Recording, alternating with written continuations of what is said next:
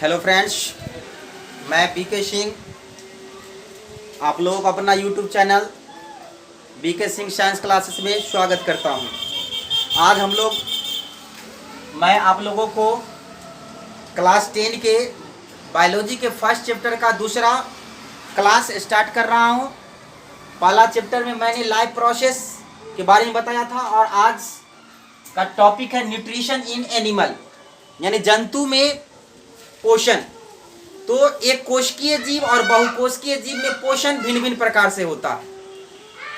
एक कोशिकीय जीव में पोषण के लिए कोई अंग या अंग तंत्र नहीं होता, लेकिन बहुकोशिकीय जीवों में एक विशेष प्रकार के अंग तंत्र द्वारा पोषण होता है, जिसको पाचन तंत्र या आहार नाल कहा जाता है। तो सबसे पहले हम जानेंगे कि अमीबा में कैसे पोषण होता है।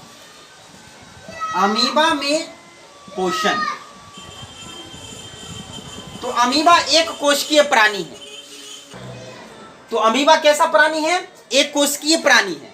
अमीबा का आकार हमेशा बदलता रहता, इसका आकार निश्चित नहीं होता, समझे।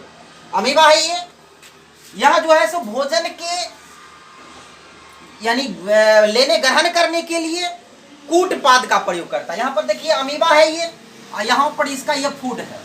अमीबा का भोजन जो है वह शैवाल, डायटम या छोटे छोटे जीव होते हैं। तो यह भोजन के चारों ओर क्या करता है? कूटपाद का निर्माण करता है और कूटपाद से भोजन को क्या कर लिया? कोशिका द्रव में मिला लेता है और यह भोजन को किसी भी मार्ग से एक अस्थायी छिद्र से, यानी अस्थायी छिद्र से क्या करता है? बाहर निकाल देता है, एक्सक्रेट कर देता है, एक्सक्रेट कर देता है भोजन को। तो अमीबा, इसमें से आपको क्वेश्चन पूछता है कि अमीबा भोजन के लिए किस चीज का प्रयोग करता है? तो कूटपाद का प्रयोग करता है, जिसको अंग्रेजी में स्यूडोपोडिया कहते हैं, समझे। तो देखिए अमीबा के तरह एक और प्राणी होता है पैरामीशियम, जिसका आकार चप्पल के समान होता है। उसकी आकृति निश्चित होती है। उसके चारों ओर जो होता है एक सिलिया लगी होती है। सिलिया द्वारा वह क्या, ये जो है सिलिया है, और सिलिया द्वारा वह गतिशील होता है, गतिमान करता है। और वह क्या करता है? उसमें एक छिद्र लगा होता है, उसमें छिद्र होता है, जिसके द्वारा भोजन जो है उसके अंदर क्या हो जाता है? चला जाता है, और भोजन इसमें पाचित होकर के वह एक दूसरा छिद्र द्वारा क्या हो जाता है? बाहर आ जाता है। तो इसका आकार जो है सो निश्चित होता है, लेकिन अमीबा का आकार क्या होता है? अनिश्चित होता है। या जो है सो भोजन के लिए कूटपाद का प्रयोग करता है, स्यूडोपोडिया का प्रयोग करता है। चलिए अब हम जानेंगे कि बहुकोशिकीय जीवों में पोषण कैसे होता है। एक कोशिकीय जीव में समझ गए। चलिए तो अब हम जानेंगे कि मनुष्य का पाचन तंत्र। मनुष्य एक बहुकोशिकीय प्राणी है, जिसमें भोजन के पाचन के लिए, पोषण के लिए एक विशेष अंग तंत्र होता है, जिसे हम क्या कहते हैं? आहार नाल कहते हैं। तो मनुष्य के पाचन तंत्र में हम लिख सकते हैं कि मनुष्य एक बहुकोशिकीय प्राणी है, जिसमें भोजन के पाचन के लिए एक विशेष अंग तंत्र होता है, जिसे आहार नाल कहते हैं। और हम इसमें आहार नाल के बारे में जानेंगे, नहीं तो हम जानेंगे कि आहार नाल क्या होता है। तो आहार नाल होता है मनुष्य के आहार नाल, एलिमेंट्री कैनाल।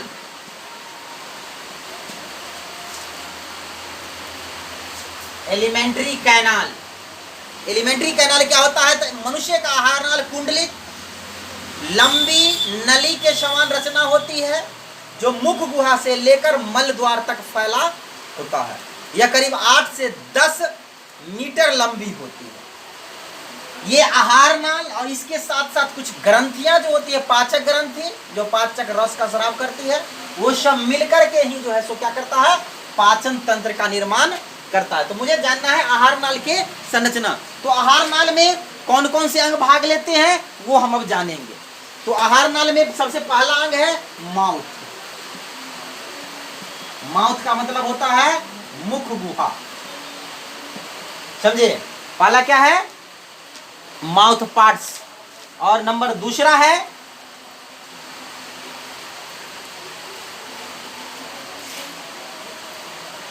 फैरिंग्स, इसको कहा जाता है ग्रसनी। नंबर तीसरा है ओशोफेगस, ग्रास नली। चौथा है स्टोमक, अमाशय। पांचवा है स्मॉल इंटेस्टाइन, इसको कहा जाता है छोटी आंत।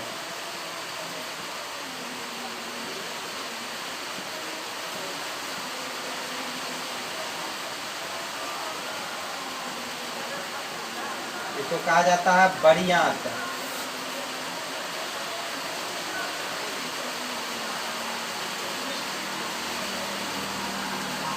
रेक्टम,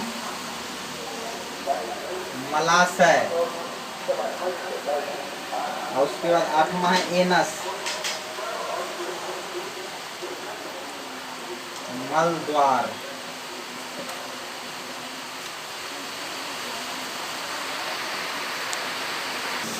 तो हम आप लोग को बता रहे हैं कि आहार नाल का ये शब्द जो है 7-8 जो हम पार्ट्स बताए हैं, ये सब क्या है, आहार नाल का हिस्सा है। तो सबसे पहले हम जानेंगे माउथ के बारे में कि माउथ क्या है।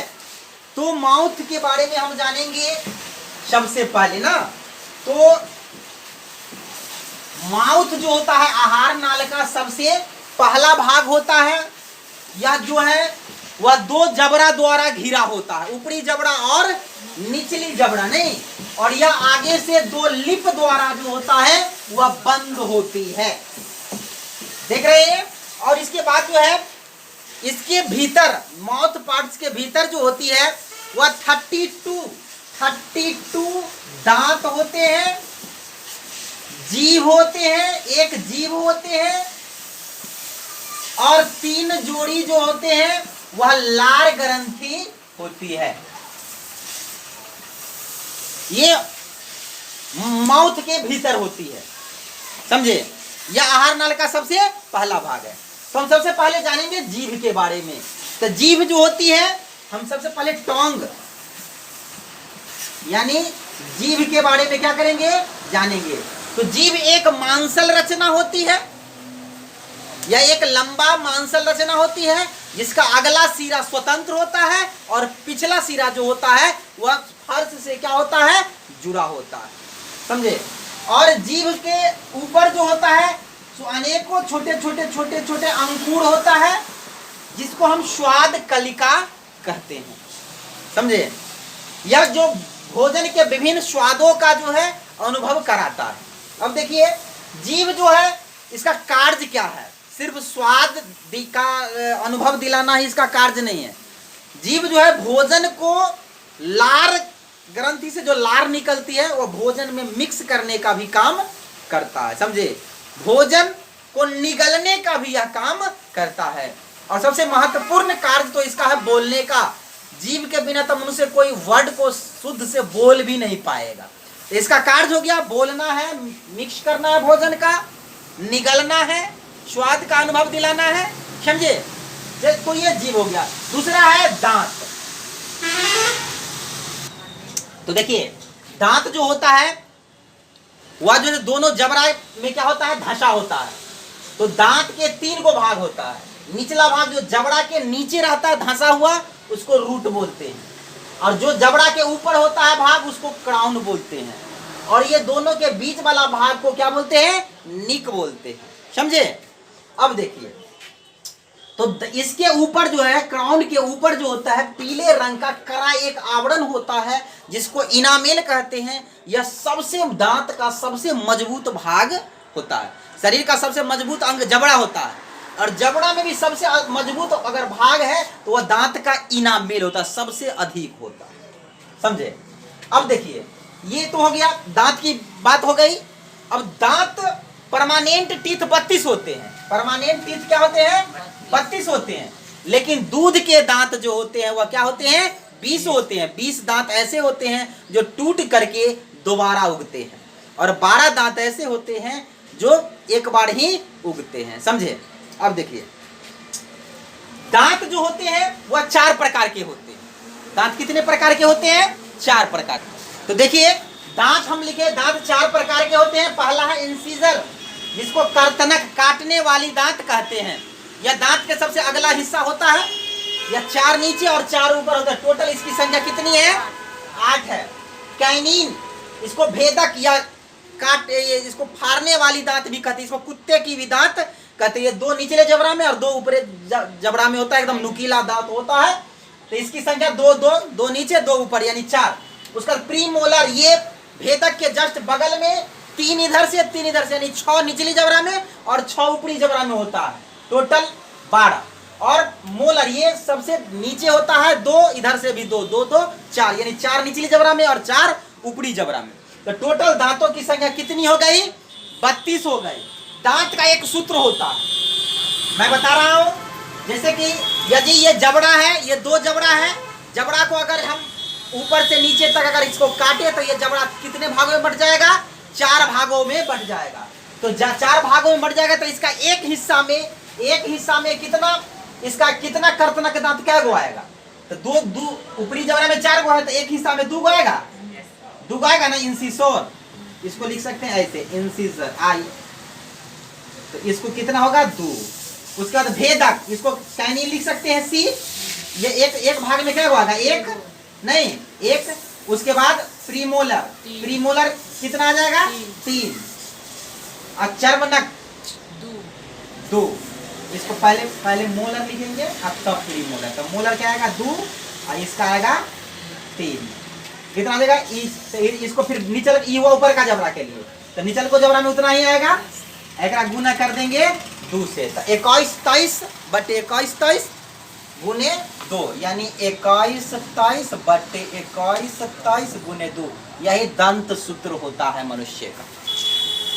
अब देखो कभी कभी क्या होता है कि हम कुछ मीठा चीज खाते हैं और दांत को सफाई अच्छा से नहीं करते हैं, तो उस दांतों की मशकूर के नीचे जो है वह जो है सो मीठा चीज चिपक जाता है, जमा हो जाता है नहीं, और वहां पर बैक्टीरिया उत्पन्न होता है, समझे।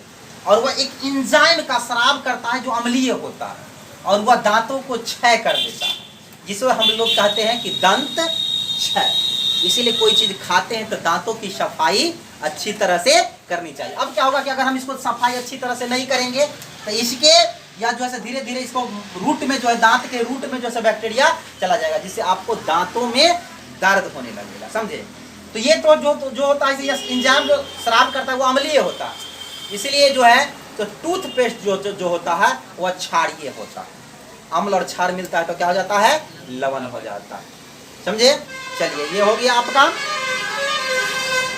चलिए तो अब आज जानना है कि मुख गुहा में लार ग्रंथि जो होती है वह क्या होती है?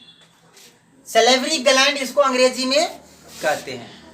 यह मुख गुहा में 3 जोड़ी लार ग्रंथि होती है, जिसमें 1 जोड़ी लार ग्रंथि निचली जबड़ा में, 1 जोड़ी लार ग्रंथि ऊपरी जबड़ा में और 1 जोड़ी लार ग्रंथि जबड़ा के बीच में यानी कान के बगल में होता है।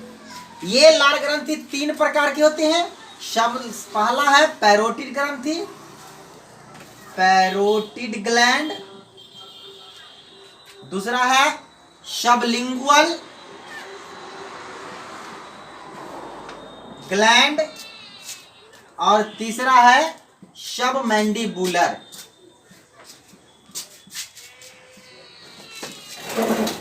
सबमैंडिबुलर ग्लैंड, ये 3 जोड़ी, ये सब एक एक जोड़ा के रूप में होता है।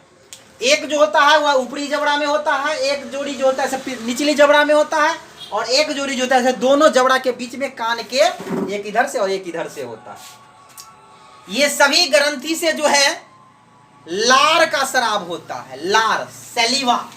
ये तीनों ग्रंथि मिलकर के कुछ किसका स्राव करती है? सैलिवा का। इसको हिंदी में कहते हैं लार।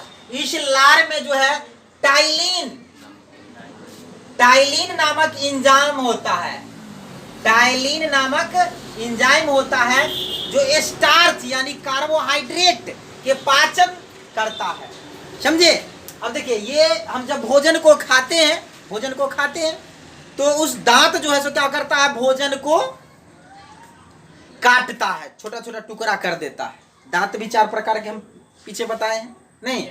काटने वाली दांत, फाड़ने वाली दांत, चबाने वाली दांत, नहीं? तो दांत जो है क्या करता है, भोजन को चबाता है।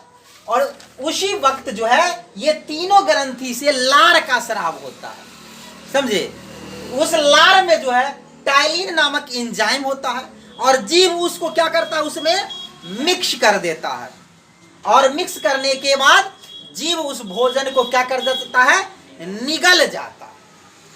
तो आपको क्वेश्चन पूछता है कि भोजन का पाचन कहां से शुरू होता है, तो भोजन का पाचन मुख से ही शुरू होती है। और कौन सा न्यूट्रिएंट का पाचन होता है, तो कार्बोहाइड्रेट स्टार्च का पाचन होता है, जो टाइलिन नामक एंजाइम पाचन में मदद करता है। देखिए अगला टॉपिक है ग्रसनी। पहला टॉपिक था माउथ, मुख गुहा, जिसमें हम मुख गुहा में पढ़े हैं दांत के बारे में, जीभ के बारे में, लार ग्रंथि के बारे में पढ़े हैं। सबका वर्क पढ़े हैं कि क्या क्या वर्क है। अब हम अगला टॉपिक है, ये दूसरा टॉपिक है आहार नाल का, फेरिंग्स, जिसको ग्रसनी बोलते हैं, ग्रसनी। तो ये ग्रसनी जो होता है सब मुख गुहा के जस्ट पीछे खुलता है, ठीक ना? मुख गुहा के, इसमें लिखेंगे कि यह मुख गुहा के ठीक पीछे खुलती है और इसमें 2 छिद्र स्थित होती है। एक होता है गुलेट, गुलेट, और दूसरा होता है ग्लोटिस्ट। इसको कहा जाता है, गुलेट का हिंदी होता है निगल द्वार, निगल द्वार, और दूसरा होता है कंठ द्वार, कंठ द्वार, समझे?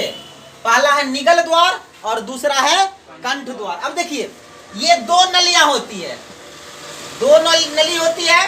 एक होता है सो गुलेट है और दूसरा जो है सो ग्लोटिस्ट है।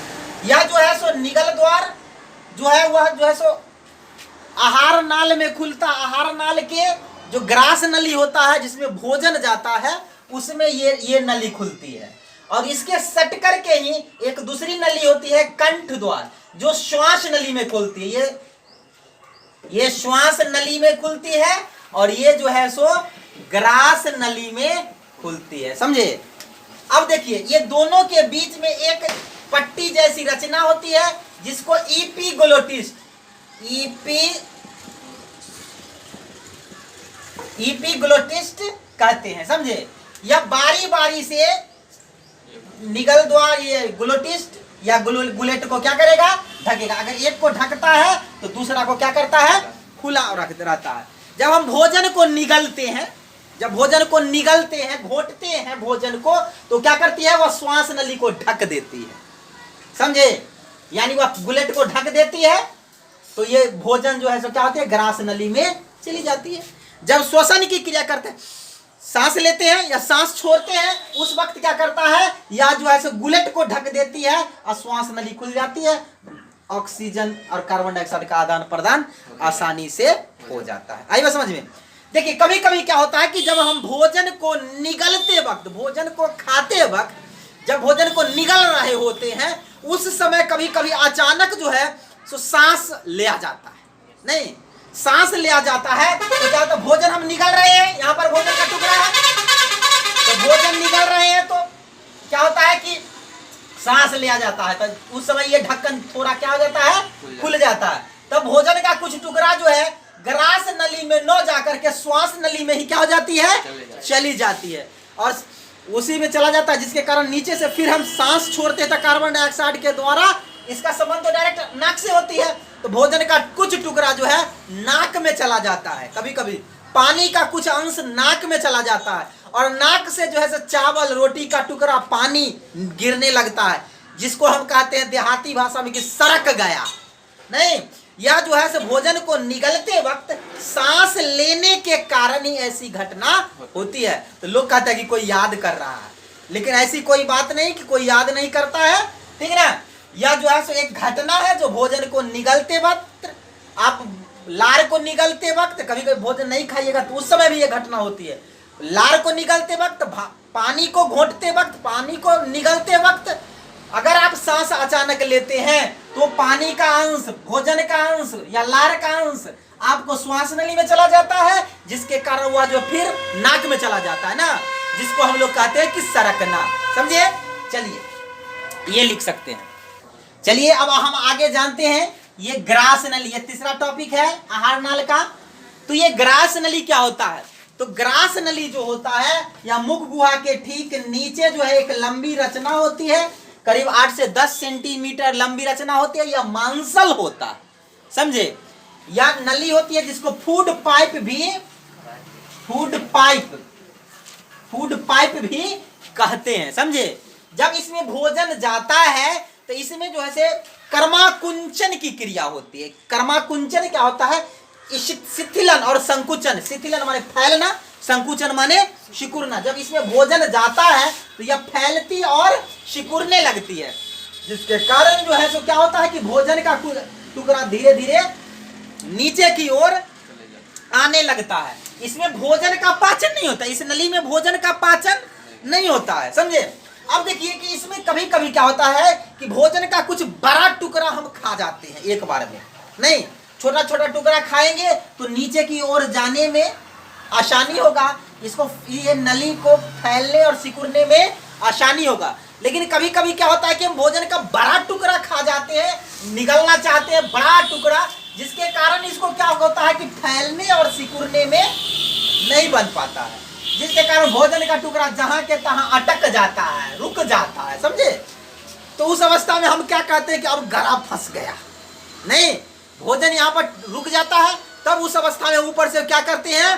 पानी पीते हैं, समझे? जिसके कारण ऊपर से वजन पड़ता है पानी का कि भोजन जो है धीरे धीरे नीचे की ओर आमाशय में आ जाता है। इसका ज्यादा वर्क नहीं है, बस इसमें भोजन जो है कर्माकुंचन करता है, फैलती और सिकुड़ती है, ये मांसल रचना होती है, और भोजन धीरे धीरे ये फूड पाइप ग्रास नली से कहाँ चलाता है? आमाशय में आ जाता है। आई बात समझ में?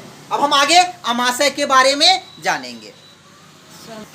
चलिए ये हम इसके आगे जानते हैं कि स्टोमक, यह जो है यह आहार नाल का चौथा पार्ट है। स्टोमक क्या है? आमाशय क्या है? आमाशय का मतलब पेट होता है। आमाशय जो होता है वह एक थैली नुमा रचना होती है जो उदर गुहा के पेट के लेफ्ट साइड में स्थित होती है, या उदर गुहा के लेफ्ट साइड में स्थित होती है, और इसके 3 भाग होते हैं। एक अगला भाग को इसको कहा जाता है कार्डियक भाग, कार्डियक पार्ट, और ये पिछला पार्ट है इसको कहा जाता है पाइलोरिक, पाइलोरिक पार्ट, और बीच वाला भाग को कहा जाता है पुंडिक पार्ट। तो आमाशय के 3 भाग होते हैं, कार्डियक भाग, अगला हुआ पिछला हुआ पाइलोरिक पार्ट, और बीच वाला हुआ पुंडिक पार्ट। अब यहाँ पर देखिए आमाशय के जो भीतरी दीवार जो होती है, भीतरी दीवार यह एपिथेलियम टिश्यू की बनी होती है, एपिथेलियम उत्तक की बनी होती है, और जगह जगह ये जो होता है ना, ये कहीं कहीं धंसा होता है, समझे? जगह जगह जो है यह धंसा होता है, और जगह जगह धंसा होता है। इसमें जो है गैस्ट्रिक ग्रंथि पाई जाती है। इसमें 3 प्रकार की कोशिका भी पाया जाता है। आमाशय के भीतरी दीवार में 3 प्रकार की कोशिका पाई जाती है। तो आमाशय के भीतरी दीवार जो होती है वो कौन सी की बनी होती है? एपिथेलियम की बनी होती है, और एपिथेलियम जगह जगह धंसा होता है, जिसमें जो होते हैं वह क्या होते हैं? गैस्ट्रिक ग्लैंड होते हैं। और गैस्ट्रिक ग्लैंड 3 प्रकार की कोशिका से बनी होती है। एक है म्यूकस सेल, दूसरा है पेराइटल या ऑक्सेंटिक सेल, और तीसरा है चीफ या जाइमोजेन सेल। ये 3 प्रकार के सेल हैं गैस्ट्रिक, जिससे गैस्ट्रिक एक द्रव शराब होता है, जिसको हम लोग कहते हैं कि गैस्ट्रिक जूस का शराब होता है, समझे? जिसको कहते हैं जठर रस, आमाशयी रस बोल सकते हैं। अब ये जो है आमाशयी रस में जो होती है वह जो है HCl, हाइड्रोक्लोरिक एसिड, म्यूकस तथा पेप्सिनोजेन। इस प्रकार के द्रव शराब होता है आमाशयी रस में, यही सब द्रव रहता। अब देखिए इसका कार्य क्या है, पहले देख लीजिए। हाइड्रोक्लोरिक एसिड का क्या काम है? यह गैस के रूप में पाया जाता है, HCl। या हम जो भोजन खाते हैं तो भोजन में कई बैक्टीरिया वायरस को हम क्या कर जाते हैं, खा जाते हैं। नहीं तो भोजन में हम खाए गए बैक्टीरिया वायरस को ये HCl क्या करता है, जीवाणुनाशी की तरह कार्य करता है और उसको मार देता है, समझे। या म्यूकस भी भोजन के पाचन में कार्य करता है। और पेप्सिनोजेन जो है प्रोटीन को पेप्सिनोजेन से बदल जाता है पेप्सीन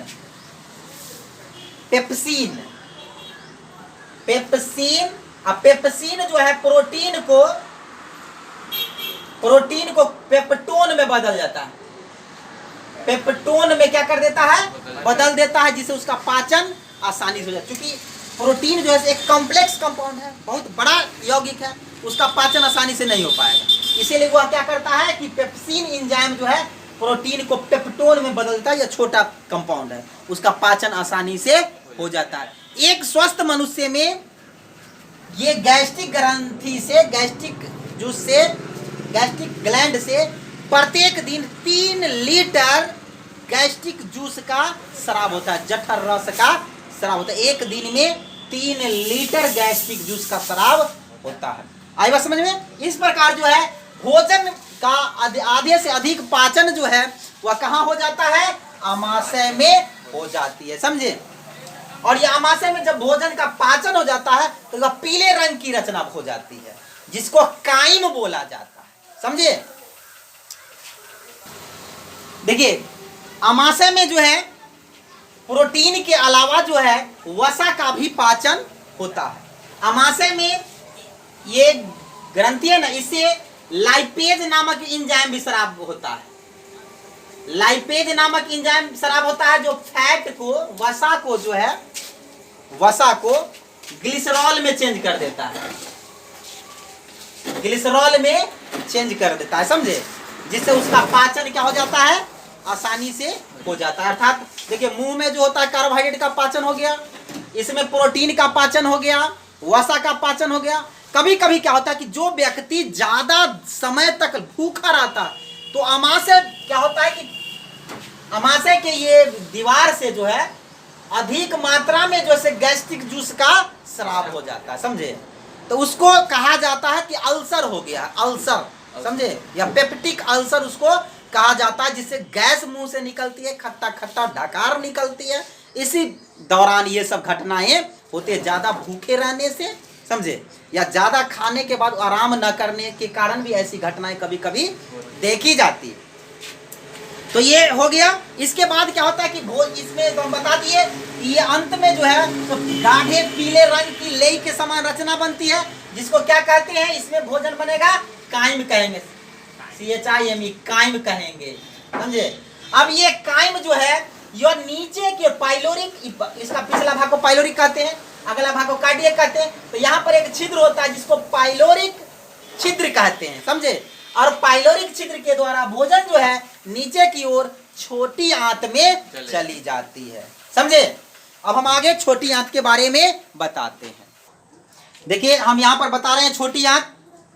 यह एक डायग्राम है मानव के पाचन तंत्र का, आहार नाल का, जिसमें हम छोटी आंत को दर्शाए हैं। यह छोटी आंत जो होती है आहार नाल के सबसे लंबी रचना होती है, जो करीब 6 मीटर लंबा होता है। इसका व्यास 2.5 सेंटीमीटर होती है।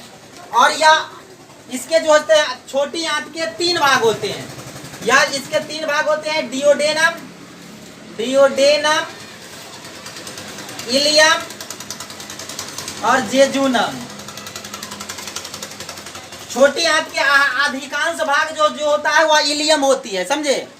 इलियम में ही भोजन का अधिक पूरा पाचन लगभग हो जाता है। डियोडेनम और जेजुनम द्वारा जो है पचे हुए भोजन में उपस्थित न्यूट्रिएंट को क्या करता है, वह अवशोषण कर लेता है।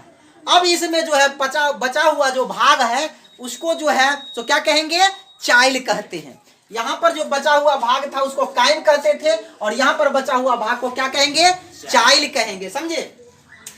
अब देखिए यह छोटी आंत जो के बाद जो होती है जो बड़ी आंत होती है, छोटी आंत से बड़ी आंत छोटा होता है, समझे।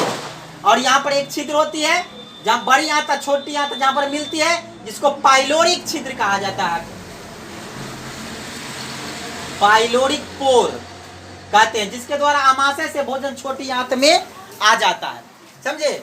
अब देखिए, तो अंतिम रूप से भोजन का पाचन हम कहाँ जान गए हैं कि होता है छोटी आंत में। छोटी आंत के दीवार में कुछ ग्रंथियां होती है जिसको हम कहते हैं इंटेस्टाइनल ग्रंथि, आंत ग्रंथि। इससे जो है peptidase, lipase, invertase, maltase, lactase, nucleus, ये सब जो है या क्या होता है, हार्मोन और एंजाइम का स्राव होता है। समझे? ये जो भोजन में उपस्थित जटिल यौगिकों को क्या कर देता है, छोटा छोटा अणुओं में क्या कर देता है, बदल देता है, जिससे उसका पाचन आसानी से हो जाता है। अब ये जो चाइल्ड बचा वह क्या होता है कि बड़ी आंत में जाती है। तो बड़ी आंत जो है छोटी आंत से छोटा होता है। अब ये बड़ी आंत के बीच में एक रचना होती है जिसको कोलोन कहते हैं। ये असेंडिंग कोलोन, इधर से जाएंगे तो ये डिसेंडिंग कोलोन, यहाँ पर मुड़ रहा है तो इसको कहेंगे ट्रांसवर्स कोलोन। समझे? अब देखिए, अब यह बड़ी आंत है तो बड़ी आंत के दाहिना भाग के अंतिम भाग पर जो है एक रचना होती है अंगुली जैसी, जिसको अपेंडिक्स कहते हैं। समझे? यह एक कार्य विहीन अंग है, इसका कोई काम नहीं है। इसमें कभी कभी भोजन का कोई टुकड़ा चला जाता है तो यह जो है फिर बाहर नहीं आता, इसी में सड़ जाता है, जिससे यह फूलने लगता है, जिसको कहते हैं कि अब अपेंडिक्स बड़ा हो गया। अगर यदि व्यक्ति के दाहिने ओर जो है यहाँ पर दर्द करता है तो वह जो है अपेंडिक्स बड़ा हुआ हो सकता है। समझे? यह एक कार्य विहीन अंग है, या इसको डॉक्टर काट करके क्या कर देता है, हटा देता। अब देखिए, यह भोजन जो है क्या होता है कि जो अपशिष्ट पदार्थ था, अब वहां पर तो न्यूट्रिएंट अवशोषित हो ही गया था, तो वो जो पीले रंग की रचना थी वह कहां पर आके जमा हो जाता है, रेक्टम में आकर के जमा हो जाता है। और रेक्टम जिसको मलाशय कहते हैं, और रेक्टम के नीचे एक छिद्र होती है जिसको एनस कहते हैं। इसके द्वारा क्या कर दिया जाता है, वो अपशिष्ट पदार्थ को बाहर त्याग दिया जाता है। इस प्रकार भोजन का पाचन खत्म हो जाता है। समझे?